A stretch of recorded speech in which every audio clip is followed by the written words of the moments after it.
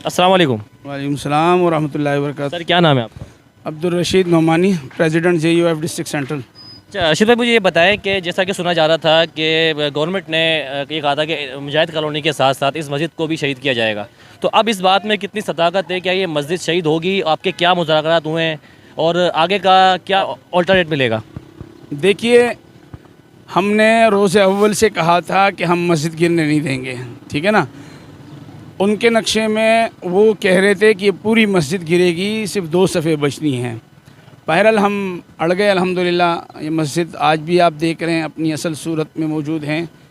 और हमने उनके सामने एक बात रखी कि आप अगर जो है वो अल्टरनेट पर आएंगे, जितनी जगह आप फ्रंट पे हमसे ले रहे हैं मस्जिद की, उतनी हम साइड पे अगर आप हमें देंगे तो हम नेगोशिएशन के लिए बैठते हैं, ठीक है ना।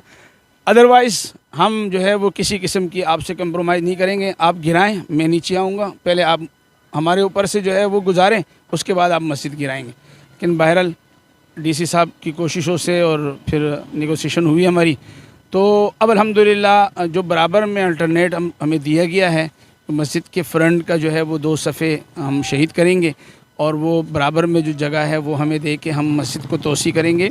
प्लस मस्जिद वे पे आ जाएगा और नक्शे में आ जाएगा और KDA के तमाम अखराजात DC साहब बर्दाश्त करेंगे। वो हमें KDA से अप्रूवल करवा के इस मस्जिद को अब रेगुलाइज़ करेंगे और इसको जो है वो अब मुकम्मल तौर पे जो है वो कानूनी करके हमें जो है वो देंगे। इसकी रिस्पॉन्सिबिलिटी DC साहब की है, उसने अपनी ज़िम्मेदारी ली है। इस पे हमारे मुज़ाकरात हुए हैं। अगर वो इन बातों में कुछ मतलब ये है कि पूरे नहीं उतरते हैं, तो हमारी वही बात है कि फिर हम मस्जिद शहीद नहीं होने देंगे। जब तक बराबर वाली जगह बनती नहीं है, उस वक़्त हम फ्रंट को जो है वो नहीं तोड़ेंगे।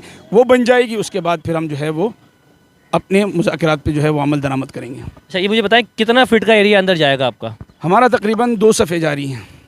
नॉर्मल कितना फिट हुआ अंदर? ये फिट से तो अब नहीं कम है, कम है, 8-10 फिट है। 8-10 फीट अंदर जी जाएगा। अच्छा 8 से 10 फीट अंदर जाएगा। ये बताएं मस्जिद जो जिन लोगों के घर तोड़े गए हैं वो इतना अंदर चले गए हैं, 75 फुट अंदर चले गए हैं, तो अब उनका क्या होगा? देखिए, उनके लिए हमने आवाज़ उठाई है और मैंने अभी इंटरव्यू में भी आपसे कहा कि उसके लिए हमने मुतबादिल का मुतालबा किया है, ठीक है ना।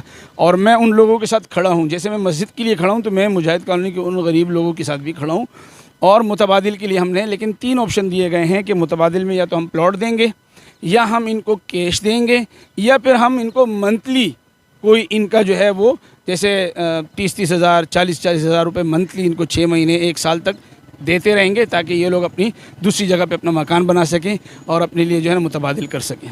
देखिए अगर इनको ये पता था कि ये अगर एक सर्विस रोड है, तो आज से 15-20 साल 50 साल 60 साल पहले के जो अफसरान थे, उन लोगों ने उस वक्त क्यों कार्रवाई नहीं की कि भाई इस जगह पे अगर ये इंक्वायरमेंट हो रही है तो जब ही नहीं होती तो आज शायद इनका नुकसान ना होता। देखिए, हमारे यहाँ अलमियत तो यही है कि गवर्नमेंट सोती रहती है 50 साल 40 साल, फिर इनको नक्शे याद आ जाते हैं, मास्टर प्लान याद आ जाता है। लेकिन बहरहाल मैं क्या कहूँ, ये सिर्फ़ और सिर्फ एक प्री प्लानिंग है, ठीक है ना।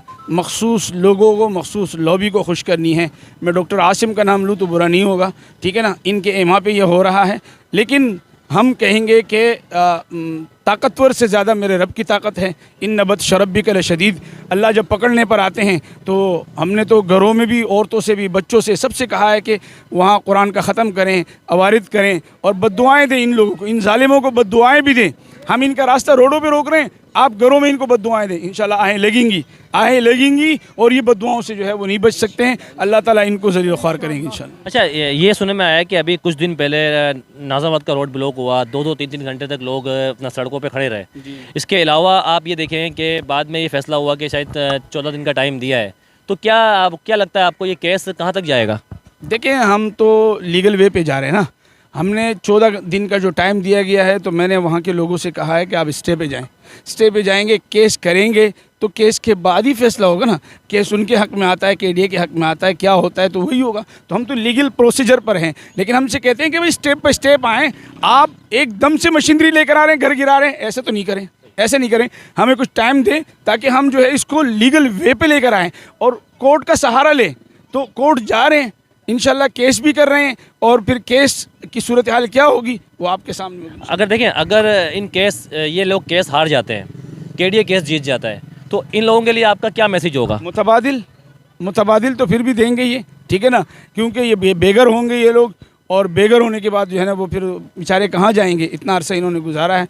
तो हमारा तो फिर भी यही होगा कि भाई इनको केस हारने की सूरत में, अव्वल तो इंशाल्लाह हारेंगे नहीं, और अगर हार भी गए तो मुतबादिल का तो फिर जो है उनका हक बनता है कि उनको मुतबादिल जो है वो दिया जाए। ठीक है, बहुत बहुत शुक्रिया।